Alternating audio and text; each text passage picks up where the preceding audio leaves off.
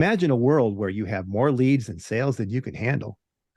A world where your marketing and sales are automated so you can focus on the things you love doing. This is the world that the Lead Machine Growth Show and Bob Sparkins can help you create. Bob is a lead generation expert and the manager of partnerships and education at Leadpages. He's helped thousands of businesses generate more leads and sales throughout his work at Leadpages, his speaking engagements, and his courses. In this episode of the Lead Machine Growth Show, Bob is going to share his top tips for generating more leads and sales and teach you about how to pick the right kind of lead magnet, turn your social media following into a marketing asset, create high converting landing pages, and use AI to boost your lead generation, your lead gen authentically. Yes. So if you're serious about growing your business and you don't want to miss this episode, so grab a notebook and a pen and a paper and your favorite beverage and get ready to learn from one of the best in the business. This episode of the Lead Machine Growth Show is brought to you by Lead Machine, the step-by-step, tech-easy system for getting leads online. Are you struggling to get leads from your lead magnet? Are you tired of seeing low conversion rates and losing potential customers? It's time to revive your lead magnet and start attracting more leads.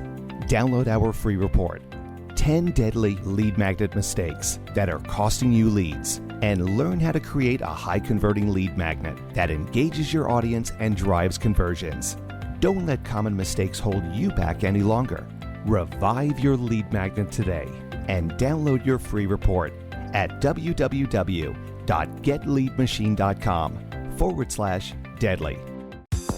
Welcome to the Lead Machine Growth Show, where you will discover how to tackle your tech, master your message, and design your dream. Paul Guyan, the mastermind behind the Lead Machine, introduces you to trailblazers who inspire you to implement life-changing solutions and systems you can model to nurture your leads and get your offers seen by your ideal clients who will invest in themselves and you. Be sure you visit our website at www.leadmachinegrowthshow.com. While you're there, subscribe to us via your favorite network. Now, tune in and get ready to transform your vision into reality. So welcome to the Lead Machine Growth Show. I'm Paul Guyan, your host, lead machine coach, and the founder of the Lead Machine Mastermind Group. I'm dedicated to helping you tackle your tech, master your message, and design your dream. And so whether you're just starting out or looking to take your business to the next level, let's get this conversation started. As the manager of partnerships and education at Leadpages, Bob Sparkins champions the customers of the top landing page and website building conversion platform out there in the world here, and the audiences they serve. A former high school history teacher and academic team coach. Would that be Science Olympiad, Bob? It's academic in the Washington, Baltimore area. Okay. All right. Bob has taught business owners around the world how to leverage digital marketing to impact more people with less effort since 2006. He's the author of Take Action, Revise Later, which I love that title. And he lives in Bloomington, Minnesota with his wife, Therese, and their amusing and amazing kids, Kira and Landon. Connect with Bob on the social channels via @BobTheTeacher. So let's give a big Lead Machine welcome to Bob Sparkins. Thanks, Bob. Thank you, Paul, for having me on the show. Can't wait to get into it. Yeah, me too. We've known each other online. I don't know if we've ever interacted. I think probably through one of your courses a long time ago. So how has your history teaching school experience helped you with teaching entrepreneurs how to get leads online? Yeah, part of it is the ability to create a curriculum, being able to lesson plan, being able to envision starting from knowing nothing to a achievement benchmark or whatever, and then making some plan of attack for that. Part of it is just the patience dealing with students who may or may not be really apt to learn something as quickly as maybe somebody else might, and be able to treat folks independently based on their learning style, based on their foundational information that they may have. And part of it's just getting that bigger perspective, right? As a history teacher, I have that opportunity to see something now and in the future and relate to something in the past and then tie them together. And nowadays, as I'm working with our clients at Leadpages, I can ask better questions to really get them the answers that they're really looking for instead of what they might first volunteer to request. Yeah. So you can see that bigger picture, which is super important. I've been in IT for 40 plus years and I don't have a teaching degree, but I certainly have had to develop patience, although I'm not very patient when it comes to wanting instant gratification on certain things. But yeah, working with people and seeing them, those light bulbs come on and starting to get the results from the things that you've been teaching them is super gratifying too, you know. And so Yeah, I can absolutely. relate. Yeah, and Yeah, then and I also I'd say that one of the things I learned as a teacher, I was also a student teacher mentor, and whether it was my student teachers or kids, I was really gratified by seeing the success of those students going beyond whatever I had achieved personally and not yeah. take it personally. So with business coaching as well, I'm sure you have the same kind of thing. You have had success, but you also get this gratification from seeing other people succeed in their own pathway and be a small part of that along their journey. Yeah, and you make a good point. Last night, I was in my private mastermind group, and one of my clients said, "Oh, by the way, Paul, I have to give you some kudos." And I said, "I didn't do anything. What did you do?" And one of her colleagues said, "Hey, I'm trying to put together this book club." And she said, "Oh, I can help you with that."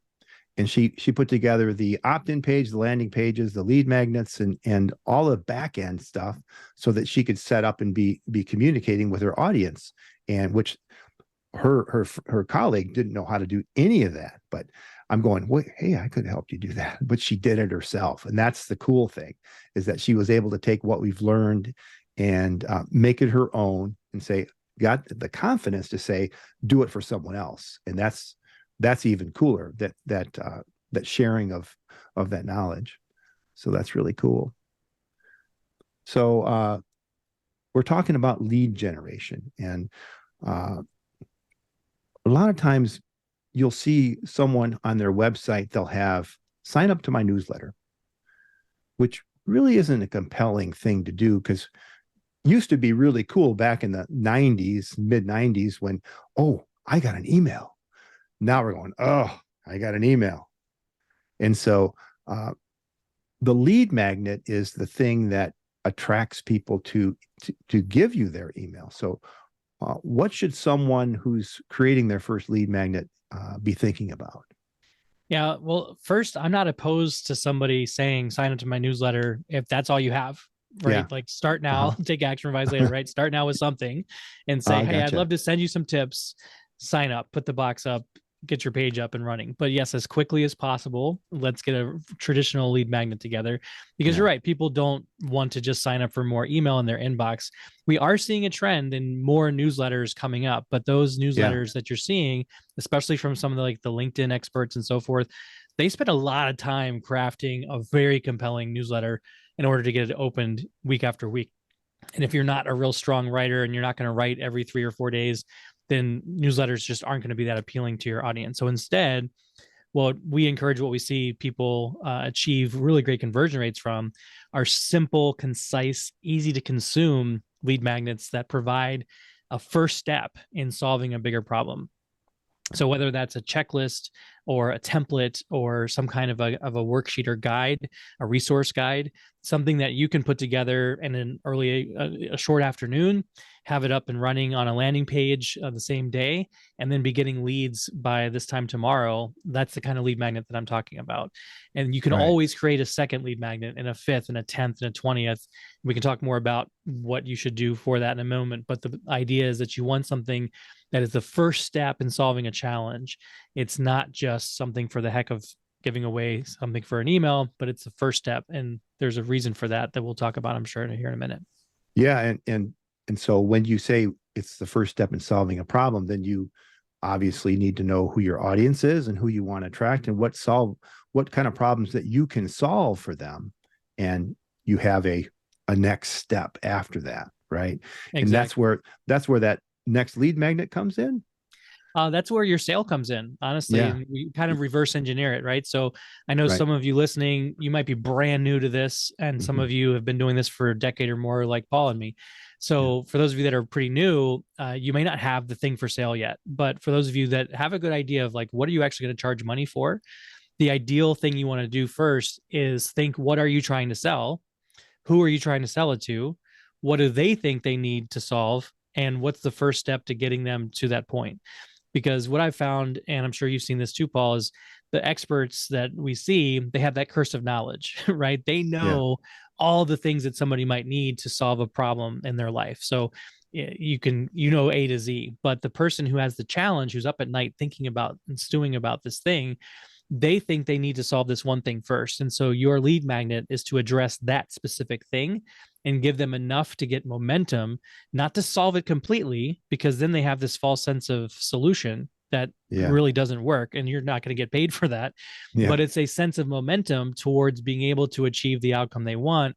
And your next step is what you're selling. So it's very important that your lead magnet be a step one to an obvious step two, which is to buy your service, or at least to talk to you or interact with you in a course or something that is going to be monetarily rewarding for you as a business owner. Right. Right. And yeah, knowing that next step is super important. And a lot of times that next step could be a low value or a low dollar offer, so that there's really very little resistance to taking that next step, which is, I think Ryan Dice calls it a tripwire. I think other people would call it that too. So that you can, when someone first opts into your list and they know that you're going to solve that problem, that's really the peak of where their interest is in you at that point. And so that's the time when you really should offer them a next step. Yeah, right. There's no shame in saying I have something for sale. The challenge people run into, we call it a thank you page offer, tripwire offer, self-liquidating offer if you are running ads to it. There's a lot of other different things that you'll hear it from. But this idea of, yes, opt in, thank you page, buy something. The challenge people run into is if the buy something seems like it's what I just signed up for free. Right. Yeah. And then it's a bait and switch kind of thing. But if you can say, hey, look, I've got the thing you asked for, it's going to really help you out. It's going to help you do this. You're going to probably find that you also want to do this. Here's what my offer can do for you and why I'm offering it to you right now.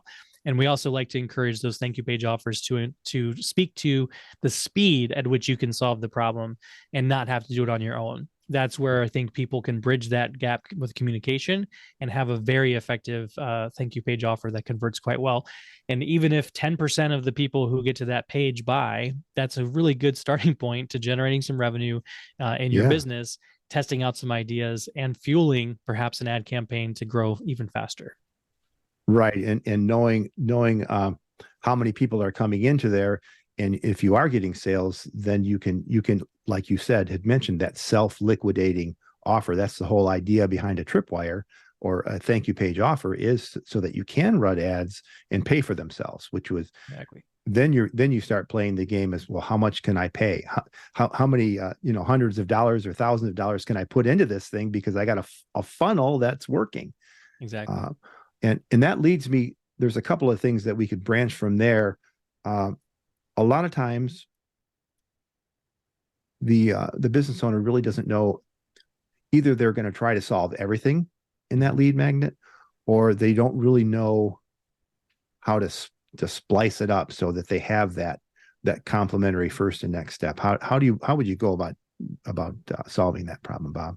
Yeah. So everything's a test, right? So you're not going to get it right perfectly the first time. So don't feel petrified or paralyzed to have to do it the exact way it's going to be, because it might take you 10 iterations to get it the way it's a well-oiled machine, right? That's the philosophy behind take action, revise later. Right. So what I encourage you to do is just think about that set of questions I asked before. Who are you trying to sell to? What are they dealing with? And what's the first step they think they need, and what's an easy way for you to go about doing it. So I'll give you an example. My wife is an executive coach. She does leadership development, personal retreats, and stuff like that for executives. And the people that she can help are people who want to get better communication with their teams. They might want a promotion. They might be new in their role as a senior leader. There's a lot of different ways she could go about making a lead magnet. The thing that people often think that they need is the ability to stand out from applications for promotions and things of that nature. And so one step they might think that they need is, how can I get promoted? Well, how can I get better seen? Well, maybe I need a better LinkedIn profile. Maybe I need a better resume. There's a few different things like that. That's a step one. The real thing she wants to do is help people get the mindset and the communication skills and all these things to become better leaders. Right. But they don't know they need all that yet. And if you tell them they need all that, they're going to feel overwhelmed and they're not going to listen to you, right? They're going to feel like you're trying to beat them down. So instead you say, hey, look, you want to get promoted, you want to be in that leadership position, then here's the first step.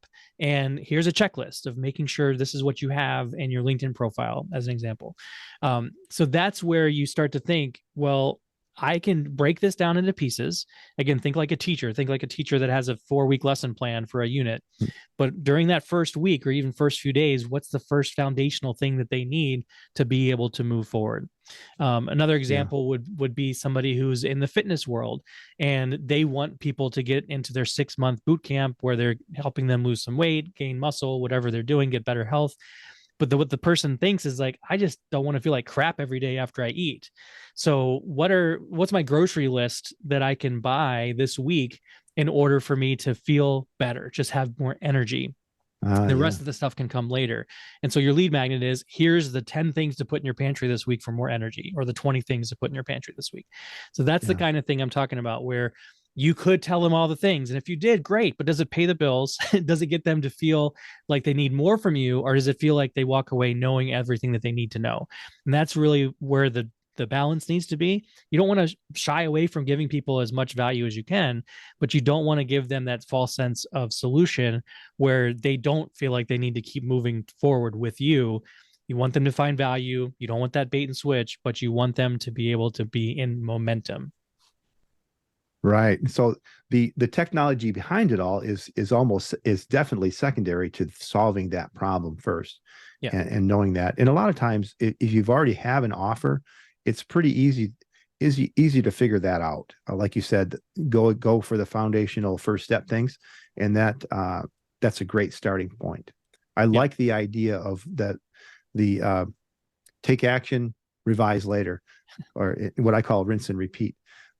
Or I call it incremental action, which has that rinse and repeat part of it, because you've got to iterate through it and improve it as you go. And so you won't know until you start. Right. That's right. And also have that confidence and permission for this not to be your only lead magnet ever, first of all. And it's also not your only communication with this person, right? The whole point of a lead magnet, instead of going straight to a sale, is that they get on your email list so that you can communicate to them. You drive them to social media so you can get more interactive with them. You get them involved in your community, because at the end of the day, even if you're doing things really well, 80% of people probably are not going to buy from you in the first 24 hours of meeting you, right? Probably 95% of people aren't going to buy from you. So you're going to have to trust that the lead magnet and additional communication, thank you page, follow-up emails, webinars, going live on social, whatever, there's going to be this nurturing campaign that needs to happen in order for them to actually want to buy from you. And hopefully they do that in a compressed time frame so that you can, really grow fast. But they can't do that if you don't have a bigger picture framework for what you're trying to accomplish with your lead generation efforts. Right. And you mentioned the follow-up. So there is life after that attempt to make the first sale. So can you talk a little bit about the welcome email and what comes next after they consume, or at least they download your lead magnet? There's the next step. I love this, because there's a lot of science to it, but there's also just a lot of human touch to it, right? And that's one of the things we love focusing on at Leadpages, is the actual humanity that we have, and not just rely on technology completely. So you see the thank you page, but at the same time, technically, you receive that first email. We do recommend that you don't include the downloadable thing on the thank you page. We encourage you to put on the thank you page, go check your inbox for the thing you asked for. And the reason we want you to do that is because the email services want to see a signal that your email is wanted.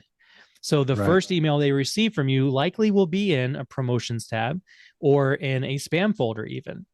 Depending on who they're using, right? Some systems are more restrictive than others. Yeah. And so it's important for them to get that first email. And within a minute or two, if they open that email and in the email, you ask them, hey, move me to the primary tab, move me to your starred, whatever it's called in your system. That's a signal to the email system that they're using. The next time you email them, you'll show up in the right place. And if you get enough users doing that, it also sort of tells the overall bigger picture of Gmail, Hotmail, whatever other systems there are, that your email is not just garbage, which is really important for your deliverability rates and all that stuff. That's technical. You don't need to know all the science behind it, but it is a thing. So it's important for you to say, go get my thing. Even if you do decide, because you're a nice person, everybody's a nice person, but if you really want to be nice and give the download away on your thank you page, tell people there's extra goodies in the email that you sent to them so that you are encouraging them to go check it out. And even go so far on your thank you page as to show a picture of how they can click your email. What's the subject line going to be? How they can click it and move it to their inbox, because that delivery over time is really, really important. So before we get into the content of the email itself, I wanted to stress that, because this is one of those things that people usually don't talk about. They usually don't figure it out until they're 3 or 4 years into their business. And then they're like, why isn't people responding to my stuff? Because they're not seeing your emails. So you've got to do these tricks to make it more likely. So I want to talk about the emails as well, but any questions or thoughts on that before I do so? Yeah, well, on the thank you page, I like the idea of giving them more than your, some autoresponders will say, thanks for opting in. And there's just one message in there. It doesn't tell them anything, doesn't tell them where to go. It's a generic message that's built in, that's meant to be changed.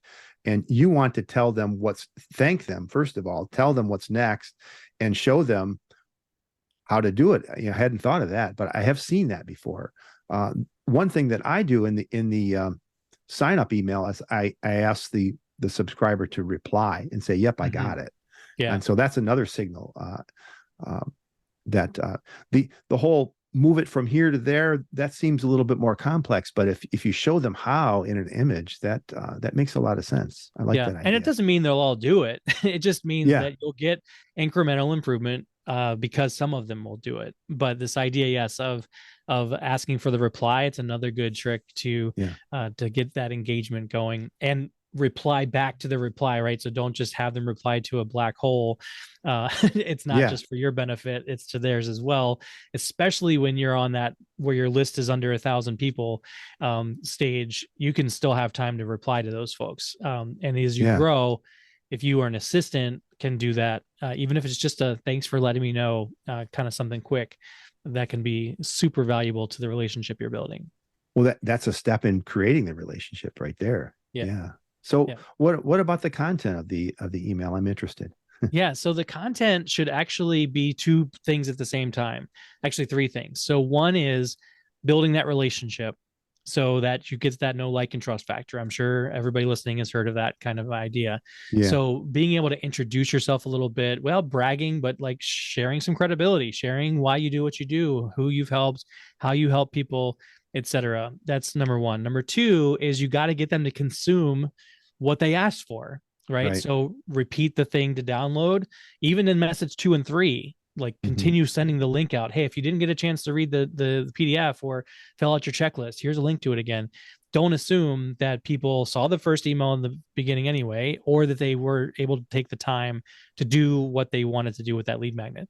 So your first 2 or 3 messages should incorporate both relationship building, credibility, as well as consumption of the thing that they're trying to do.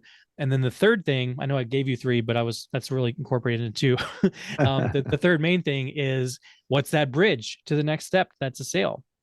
Whether it's a small mini course or it's a call with you for consultation, sales call type of thing, whatever it happens to be, you should be including in that at least second and third message, if not a PS in the first, at least in the second and third messages, you should start warming people up to this idea that this is just the beginning and I can help you get to where you want to go faster with X program or X course, or let's get on a call and figure out what your goals are. Yeah, I like the idea of the speed of implementation. Yeah. That's a good point. What I like to do with my follow-up emails is to help them consume is to actually take some of the tips that are in that and tell them that they're in there. And Yeah. I've seen some marketers say it's on page 22. Sure. You can find this secret on that. Those usually are for ebooks. Yep. But sharing the tip in the email and saying, here, go check out the rest of the story, which is a good way of doing it. I think that way they're reminded again why because a lot of times those bullet points are that you have are on your landing page. Those are the tips that are inside that thing that you're selling. So that will remind them why. Gosh, I got this mail from Bob. What was it that I got again? So that'll help remind them. So what's next? Yeah. So when you're doing those tips, assume that you want them to consume what you're talking about from the lead magnet itself. And we'll talk about the lead magnet content in a minute, but there's nothing wrong with you including the same exact content from the lead magnet in the emails. So you mentioned, hey, find this thing on page 40, but you can also just tell them in the email, hey, on page 40, I told you about this story that blah, blah, blah, blah, blah. And it's the same exact tip and takeaway. And then you might say, you can find the next tip here, but it can also be, so this might lead you to have this question, or this might lead you to solve that challenge, but now a new one has surfaced. And here's how we treat that or deal with that. Let's get on a call together, or I've got this course for you. So again, it's bridging the gap. You're opening a loop there. Yeah, exactly. And after the first 4 messages that you're sending, which should come out within a week of them initially signing up. So this is not once a week for 7 weeks. We're talking day 1, or day 0. We call it usually in email marketing, day 0 when they sign up. Day 1 is a follow-up. Day 3, day 5, you're maybe doing a 24 to 48 hour window of response back and forth. Hopefully back and forth, because you are asking them questions, hopefully. You should also be asking them to sign up to your community on Facebook, or to connect with you on LinkedIn or Instagram, or wherever you spend your primary social time. Some folks will already have been there first and then have come over, but you don't want to just rely on email. You certainly don't want to just rely on social. We'll talk about that, I'm sure, in a little bit. But you want them to get to know you, right? And to get to know all the aspects of what you do and see that they're not the only one paying attention to you. And you can't do that just via email. You can do that with them seeing, hey, there's 5 people that liked this post from them, or there's 4 comments on this Instagram or whatever. So being able to incorporate them into your general world is important in those first few messages as well. And then have a routine where you likely are going to have a newsletter, like a broadcast that you send out to everybody that's not part of an automated sequence. We're talking about an automated sequence right now. Yeah. But understand that you're likely going to send out twice a month or once a month, hopefully more than that, but at least that over time, after they went through this initial welcome sequence, that they'll be included in that newsletter-ish sort of setup. And then just think to yourself, what else can I send them on day 30 automatically, day 45 automatically, day 90 automatically, day 180, day 400? Like, you can plan out an automated sequence that goes out way beyond just this first 7 days. And if you're using the right kind of email system that can move people from one list to another based on if they became a customer or not, it's called marketing automation. Then if they still haven't solved a problem on day 180, so 6 months in, an email there can say, hey, it's been 6 months since we first started chatting. Are you any closer to your goals with whatever the problem that lead magnet was about? If not, maybe now's the time to finally get in gear and I can help you, and so forth. Because there will be this sales cycle for some people that they buy on the thank you page, and that'll be 5-10%. And then another 20% are going to buy in that first week, who are going to ultimately buy. And then another 20% in the first month. But then there's still going to be another 25-30% of people who will buy from you eventually, who buy after 6 months. And so it's important for you to think about, not right away, you don't have to do it immediately, but let me rephrase that. After you've done these initial pieces in the take action, revise later sort of thought process, as you have the opportunity, go in and make a 6-month email, make a 9-month, make a 12-month, make a 1-year email, etc. Because if you do that one time, you have this lovely marketing funnel that isn't just 3 pages on a website. It's also all this great communication that goes out automatically. And then just pay attention to it. And every couple months, audit these communications, just make sure that they're seeing some results, see the open rates, see if people convert, and then make adjustments along the way. And yeah, and with marketing automation, once they do take that action that you want them to do, you can remove them from that cycle so that you don't give them a false email a year down the later when they're already in your camp. Right. That can be embarrassing. Yeah. I like that. What about, okay, so they've downloaded the email, the lead magnet, and they're in this sequence. But what about the broadcast? How do you set the expectation in that first couple of days that, yep, I'm also going to send you tips and tricks and whatever else to solve your problem? Do you do that right from the get-go after they've gone through a couple of days? Or, I'm thinking maybe you should incorporate your welcome sequence in that first email to let them know what else there's going to be. Send them off to connect with you in different places. But that's a question I often get. So what about that timing? So, well, I have this great welcome email, but I've got the lead magnet. What do I do? And I think you combine them, don't you? What are your thoughts on that? Yeah, this is a really great question. And I think there's not a single perfect way, but there is some considerations you want to have. So the first and most important thing is your job as an email marketer for your business is to try to get someone to hire you or pay you to solve the challenge they're looking for. Right. Yeah. And so that's the focus for them. Your focus is on providing value so that they want to keep coming back again and again, both as a reader of your emails, but also as a buyer of your products and services. Right. So one of the things you want to avoid is overwhelming them with too many things to do at one time. So on your thank you page and in the first welcome message, you don't want to say, get the lead magnet, sign up to my newsletter, sign up to my Instagram, or connect with me on LinkedIn or whatever, and join this Facebook group and do all these things. You want to pick one thing at a time, and maybe in a PS, you can have a little bit of a link to something else. But that being said, over the course of that week, you might say, hey, I'm going to also be providing you some additional tips. Like, for example, you can say in the second message, after you've introduced yourself a little bit more, made sure they had their lead magnet, you can say, hey, in a few days, you likely will start receiving ongoing tips from me. And some of those are pretty random, of things I'm thinking about, things that I think would be helpful for you. And you'll expect to see those every Thursday or something like that. The best email marketers tend to have a cadence that's regular and routine. Yeah. But at the same time, you still want to say, if you know that you want to solve this challenge quickly, get on a call or buy this course or whatever. So you never want to make them feel like, I want to introduce this idea that you're going to start getting regular emails from me, but that's not a cure for what you're seeing. It's going to help, but the fastest path is this other program. So that's gotcha. One main thing. The second thing is, if you can, in your marketing automation platform, you're going to want to include what's called a suppression list. So what that means is, as somebody becomes part of that lead magnet welcome sequence, if they're a first-time subscriber, you should be able to designate them as a first-time subscriber. And when you do send out your newsletter, you can exclude those people who are in that welcome sequence, so that you don't overwhelm them with conflicted messaging, because they don't know one is a newsletter and one is a welcome sequence, right? They have no idea. In your mind, you have it perfectly laid out. You made a mind map for it. You've got a process chart and all this stuff. But to them, it's just another email from Paul, right? So what you're going to want to do is, in your email system, say, my newsletter or broadcast, whatever, is going out to everybody except those that are in the first 7 days of this welcome series.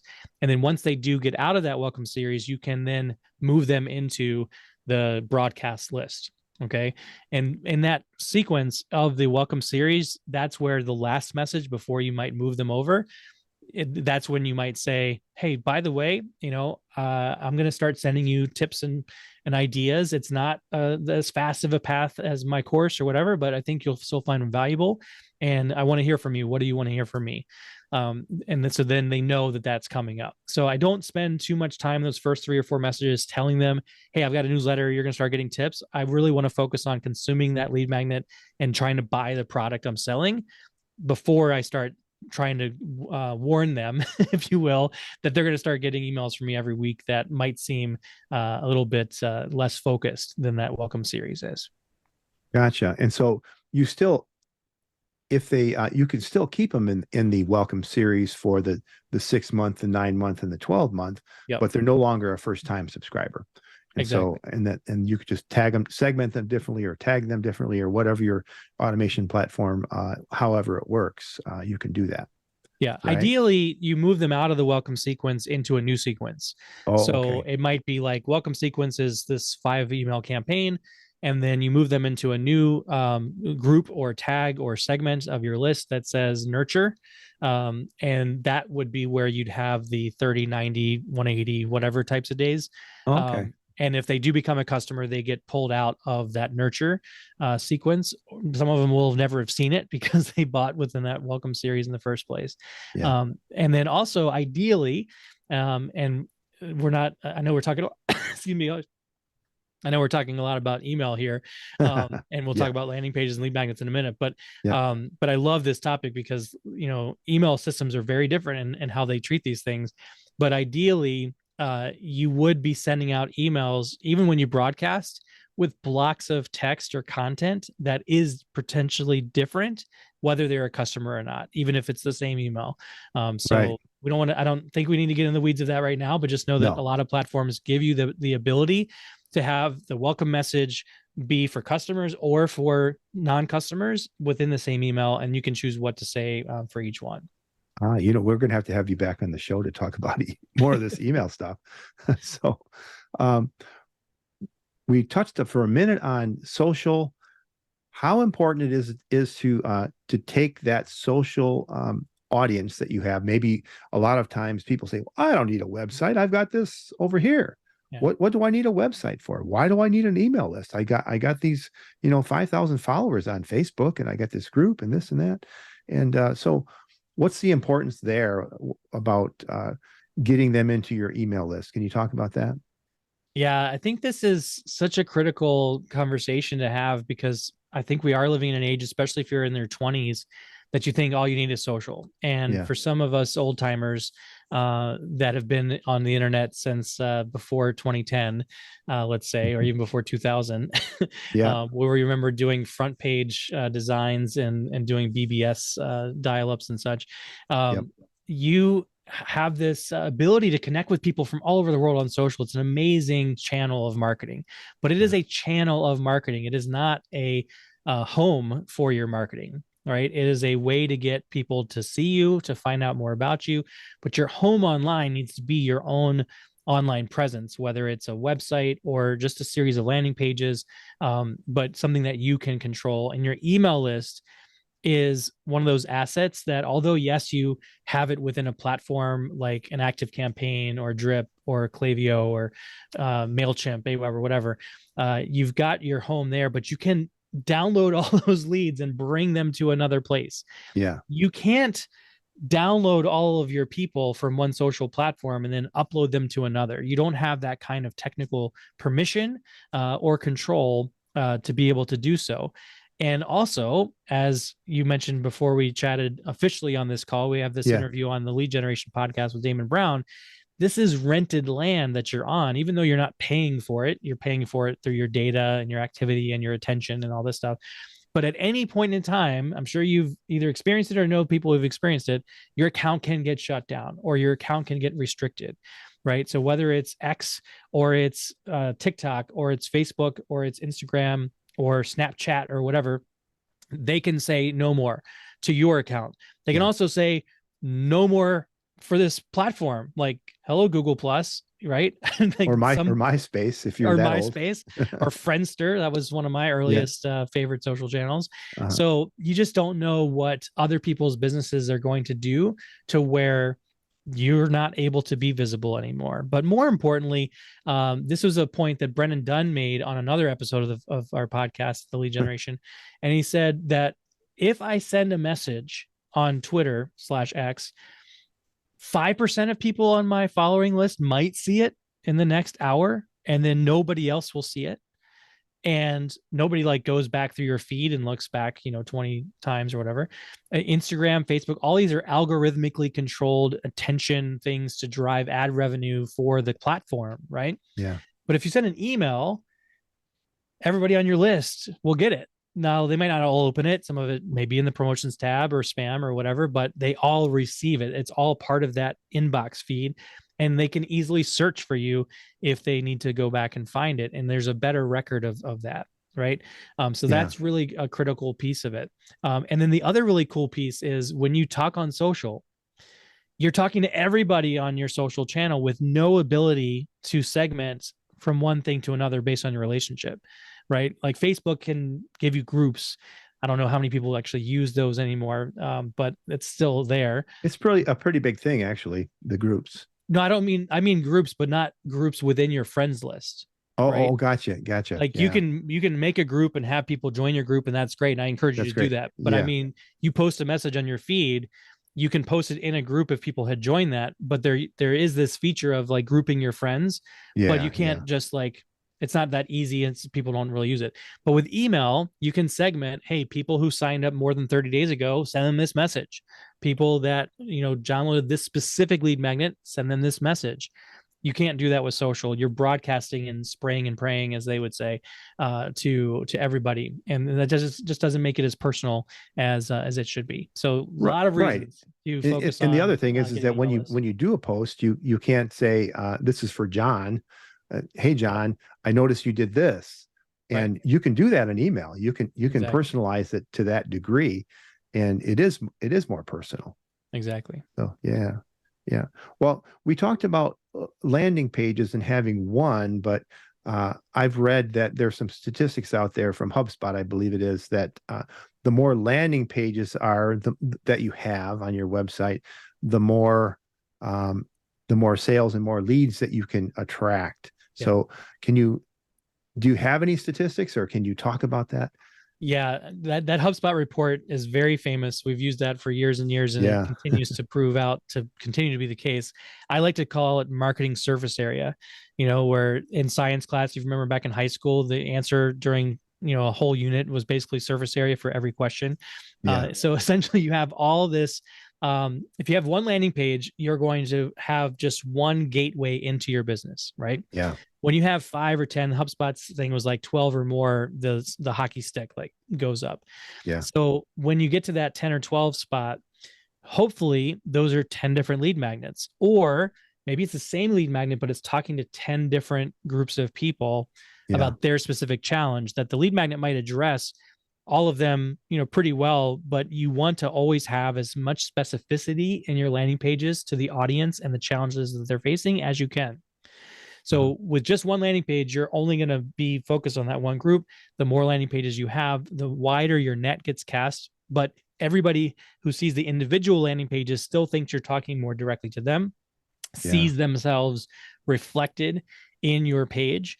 And that's really the key factor. The other idea too is that you might have the same concept taught in different ways. So a person comes to your landing page one day and they have the same exact challenge as person B comes a week later, but one of them sees an offer to watch a video and the other one sees an offer to get a checklist. And you don't know which of those two versions or which of those two offers for a free thing will resonate the best. And you don't know which one will convert the best on the front end, nor do you know which one will result in a better customer after they've joined your list, but you can then test it out.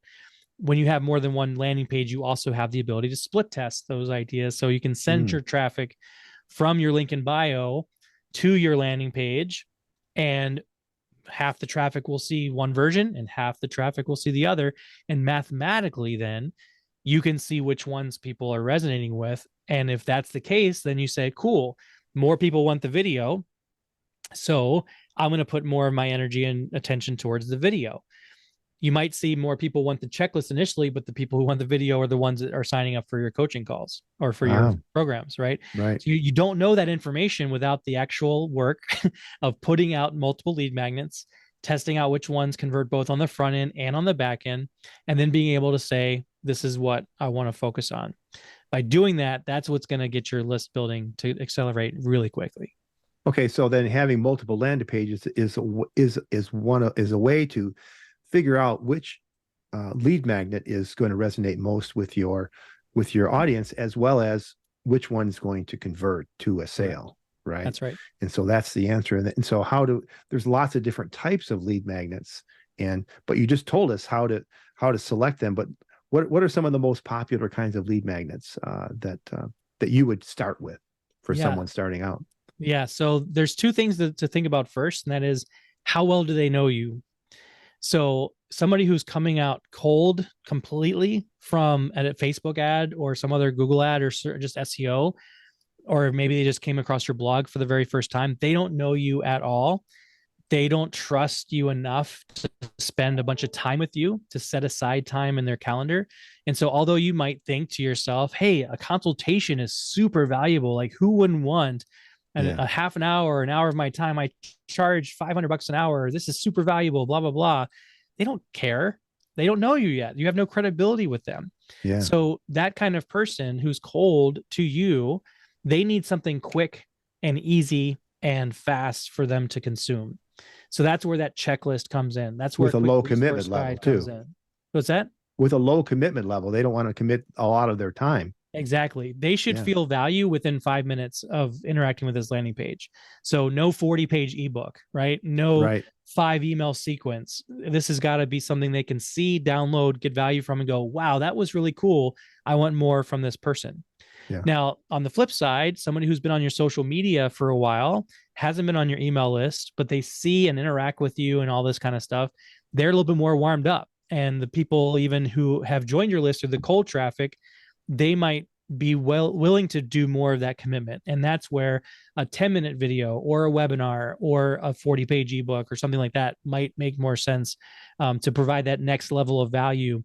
But the idea that I see so many people make the mistake of is feeling like what they think is valuable is what their cold audience will think is valuable. They don't care about you at all. They care about themselves. Yeah. We care, all of us care about ourselves first and foremost, right? That's just the general human condition that we have in Maslow's hierarchy of needs, right? Right. So, we've got a guide for you of 22 lead magnet ideas. We'll talk about a little bit later, where we break down like mathematically which ones convert the best and stuff. But I want you to be conceiving first of that thought of, when I want to promote this, do they know me? Is this a remarketing ad, or is this a cold traffic ad? Or is this a link in bio landing page that I'm sending my social media following to? And then make the determination which one you want to focus on first. My recommendation is the people who are warm to you already, even if you only have like 400 followers on social, start first with that landing page that you can direct them to, but still keep it simple and easy for them to consume, right? So I'm mentioning this to differentiate, but everybody loves quick and easy to consume, right? Yeah. But before you spend any money on ads, before you spend all this time developing really fancy stuff, test out on that warmer market those simple, easy to do things: checklist, worksheet, Excel template or Google Sheet template, some kind of prompt for AI. Like there's all kinds of things you can do where it's like, I can get value from this within 5 minutes. That's what I want you to focus on first for your lead magnets. Yeah. And dovetailing on that, you want to get, before you spend $1 on paid ads, unless you've got a really big budget, you want to make sure that lead magnet, that funnel, that follow-up system is working and that you can measure it. Because once you start paying money for an ad, you've got to be able to measure that conversion to sale so that you can pay for the ad and you can scale it. But if you have no idea, well, I just spend more money. Well, if you don't know what the return on your money is, you're going to run into problems. So you're going to waste money is basically what you're going to do. Now, we're getting close to the our time, but do you have a little bit more time? Yeah. Okay. You mentioned AI. Everyone's talking about AI. I use AI, generative AI for content every single day. In fact, we did one of my clients last night has a gift offer for she's a sewing instructor, and she has 3 gifts that you can make in a weekend. It's for fun and kids. She wants to repurpose that for the holidays. And so we did the analysis on her market, because it's a different market. And we used Chat GPT to do that. And we had Chat GPT analyze, once we told it about what our promotion was, we had it analyze her landing page and rewrite the copy for the landing page, which was amazing. So I know that you've got some tricks built into Leadpages probably that can help you a lot. But let's talk about how AI can speed the process up, get you more leads, and get you to that decision point quicker than what we've been doing for the last couple of decades. Yeah. Well, there's a couple things in that I'd love to touch on quickly. Yeah. One is, yes, at Leadpages, we have an AI engine that will help you rewrite your headlines, help you generate images, all this kind of stuff inside the builder. We also are active users personally of ChatGPT and things like this. What I wanted to first and foremost say is that this is a tool to supplement your brain. This is not something that I want you to rely on to replace your ability to think, because everybody can do that. Yeah. And in 2024, 25 and forward, the authentic connections that you're making human to human, especially if you're serving clients directly in some form, whether it's workshops or boot camps or services, right? People are still going to want people. And there's going to be this like pendulum backswing of like down with the robots. I think we're still going to need some support, right? So I do want you to think of this as an accelerant, as a brainstorming tool, as a partner, not as a replacement. Right. Now, Absolutely. that being said, I'll give you an example of a way I use it this week. So we had a new affiliate ask us, hey, do you have a list of like long tail keywords that might work well as an affiliate for us to write blog posts about? Or do you have some blog post titles? And my initial reaction was like, you're a marketer. You should know how to do that sort of thing, right? Why should I do that for you?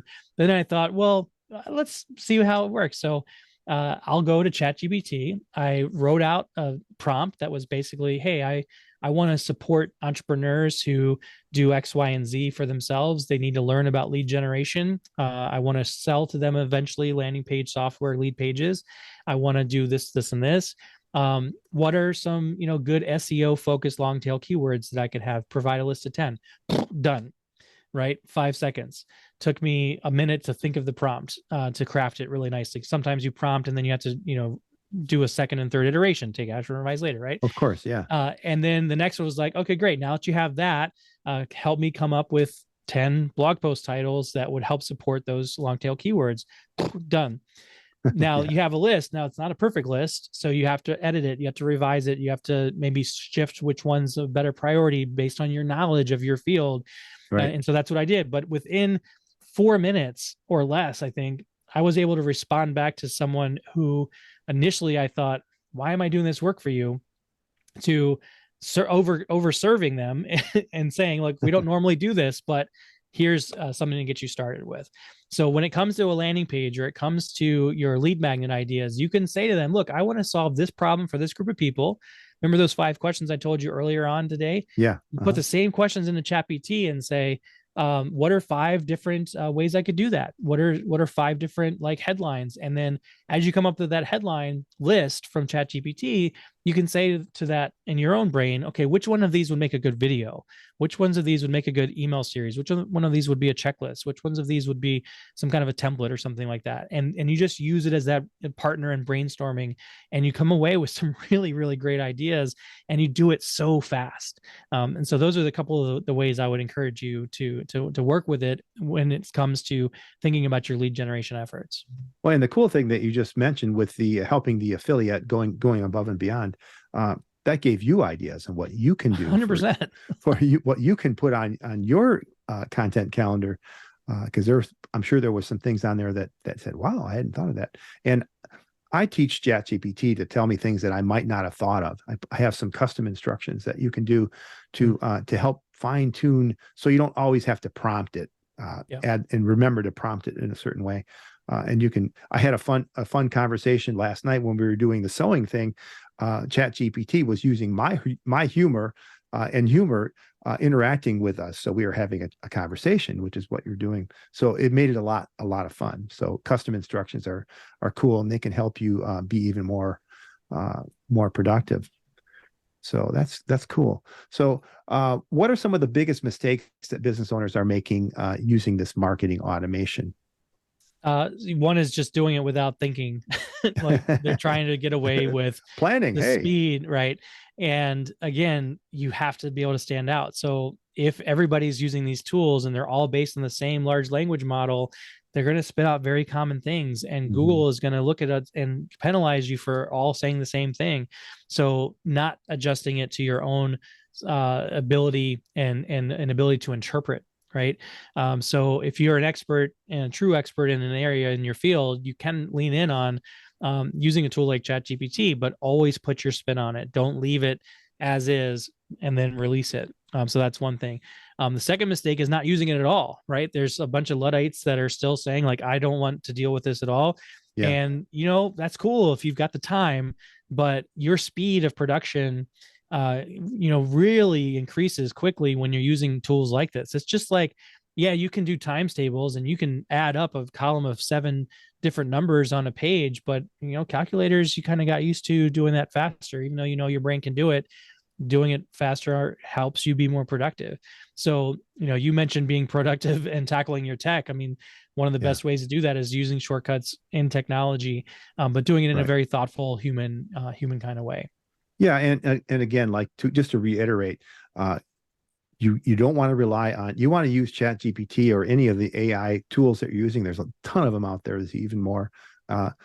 You want to make sure that that your voice is the one that's heard, and using Unleashed and Elevate and those kinds of words that you don't, or any of those words you may use Unleashed. I've used Unleashed on my mind mapping product.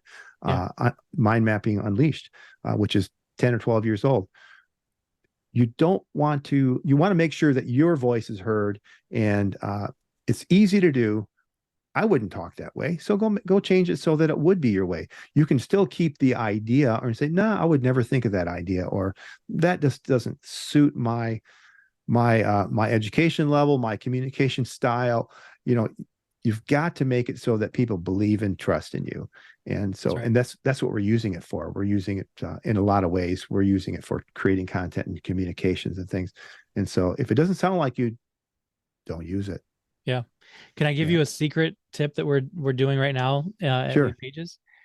So we have Wistia as our video platform of choice. Yeah. And Wistia has built in a transcriber now. And it'll transcribe your video and does a really good job. And you can also like preload some terms so that, Leadpages is always written the right way and not separated or whatever. Well, when you download the transcript from Wistia, it gives you an SRT file. An SRT file is what you need for transcripts, right? With timestamps. I'm sure you know that, but for your audience. Captions, but you can take that SRT text and what we're doing is we're putting it into ChatGPT. Yep. And we're saying, hey, translate this into German, and keep it informal and keep the same timestamps. And within a matter of seconds, we have a German caption, and then we do it for Spanish. And then, we're doing it for whatever languages that we're trying to market to in our ad campaigns or whatever. And so now when people come to the video on a landing page or on a whatever blog post, whatever, they have the option now of using these multilingual subtitles, where before that would cost you $2 a minute of video at least to get the transcript in the first place, and then another couple bucks per minute of transcribing to do the foreign language. And the models have gotten so good that if you say informal or formal or write this as a 5th grader or whatever, like it knows how to do that, and it spits out a really good result. Now, of course, you still want to go back and review it. People are forgiving with captions if there's a thing or two that might be a mistake, but the process of that has gotten so fast and easy that you're able to really make more accessible your content online, especially when it comes to translating, and especially that it keeps the timestamps so that you can re-upload it and it becomes a caption file without having to do the extra legwork is really nice. That's great. The other thing you can do with the transcription, and I've seen some of my guests that have been on the show. Brittany Long was I learned this from. She actually does her videos. She does a lot of training videos. She'll record using Loom or something. She'll record the step by step that needs to be done, and then she'll feed that to the chatbot and say, use my tone and style. So you can actually, when you're doing these videos, and we're doing one right now, this will be transcribed. We can say, use my style when we're describing this interview with Bob. Yeah. And that's what I do at the end of the show when I create my show notes and things like that. But you can do that too to help train the chatbot to talk in your style, to write and tone in your style. So I think we're at the top of the hour, Bob. Thank you so much. This has been a great. We might have to come back and talk about email. I think you've got so much experience in that area. Being at Leadpages, you get a lot of feedback from customers and things. That's really valuable to helping entrepreneurs get more out of their leads and their lead gen. So, as we wrap up with your final words, what are 3 things that our listeners can do today to put these options or these ideas into action? Yeah. So the first thing I would say, Paul, is make a list of 5 lead magnets that you think your audience would resonate with. And you can, again, use different tools to do that, but make 5 lead magnet ideas. Just write them down. You don't have to make the lead magnet, just make 5. Right. Then do some kind of customer research through social media, through your email list, if you have one, through just talking to colleagues, and say, I'm thinking about making these, one of these 5 and giving it away for free sometime in the next 30 days. Which one would be the most appealing to you? And then the third was take that response and make that lead magnet, put it on a landing page, connect it to your email system, and start telling people about it. And ideally, when people do sign up for it, have a way for them to share it. So on the thank you page, one thing we didn't talk about was having share buttons on the thank you page, so that when people find it valuable, they can share a link. And at Leadpages, you can make a share button that shares the opt-in page, not the thank you page. Yeah. Because if you're using WordPress, it's just going to share the WordPress page that the thing is on. So using something like Leadpages, you can direct people back. Make your list, survey your audience to see which one would be the most appealing, and then go make it. And then repeat the process. Right. As step 4, revise later. Yeah, take action and revise later, or rinse and repeat, which is what I love to say. So thanks again. Bob has offered a special gift, 22 lead magnet ideas to kickstart your lead generation. Get this free guide, and when you're ready, go ahead and start a free trial at Leadpages. You can get that at www.leadmachinegrowthshow.com/22 ideas. That's 22 ideas. www.leadmachinegrowthshow.com/22 ideas. And remember, faith and action go hand in hand. So put the pedal to the metal. Until next time on the Lead Machine Growth Show, I'm Paul Guyon and Bob Sparkins. Thanks, Bob the teacher. Thanks so much for coming on. I appreciate it. You're welcome, Paul. Thanks for having me. Thank you for tuning in to the Lead Machine Growth Show with Paul Guyon, where we show you how to tackle your tech, master your message, and design your dream so that you can transform your vision into reality. Remember to visit our website at www.leadmachinegrowthshow.com and enjoy even more great episodes like this one. Again, while you're here, subscribe to us via your favorite network. We look forward to seeing you next time on the Lead Machine Growth Show.